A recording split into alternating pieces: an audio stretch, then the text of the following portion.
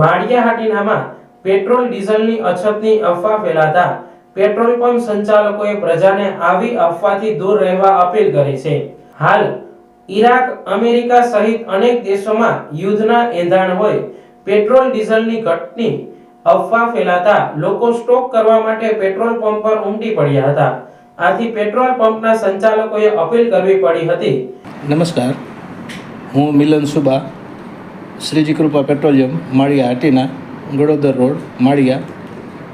હાલની પરિસ્થિતિમાં એવું છે કે પ્રજાઓમાં એવી ખોટી અફવાઓ ફેલાયેલી છે કે પેટ્રોલ ડીઝલની શોર્ટેજ થઈ જવાની છે, ભાવ ખૂબ વધવાના છે, પણ અમને એવું કોઈ હજી લગીને કાંઈ સૂચના છે નહીં કે કાંઈ એવી કોઈ પરિસ્થિતિ છે નહીં। અને આ જે અછત છે અત્યારની હાલની, એ બધી પ્રજાઓ દ્વારા કૃત્રિમ અછત ઊભી કરેલી હોય એવું લાગે છે, પણ કોઈ ખોટી સમાચારમાં ભરમાવાની જરૂરિયાત નથી।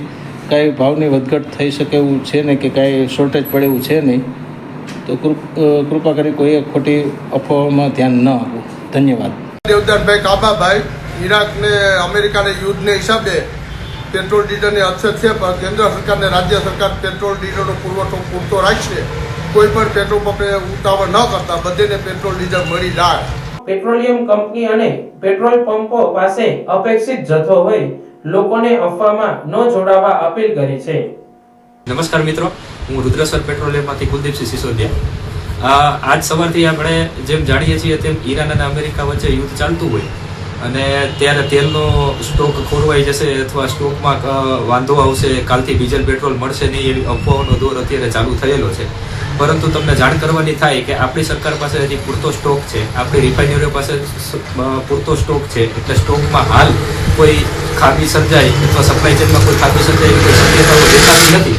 બરાબર, તો આપ સૌએ આ અફવાઓમાં દોરાઈ જાય અને એટલું બધું હેરાનગતિ ભોગવવાની કોઈ જરૂર નથી। પૂરતો સ્ટોક બધી જગ્યાએ છે। તો આજના દિવસે કઈ ડેપોમાં ટેકનિકલ ખામીઓના કારણે ગાડી ભરાવામાં જે કંઈ વાર લાગી એટલે બધાને સ્ટોકને રંજાડગત લાગે છે કે સ્ટોક ખૂટશે તેવું પણ અત્યારે હાલમાં કોઈ એવી શક્યતા દેખાતી નથી કે સ્ટોકમાં કોઈ ફેરફાર પડે। એટલે બધા અફવાઓમાં દોરાઈ ન જવું અને શાંતિથી આપનું કામ પાર પાડવું।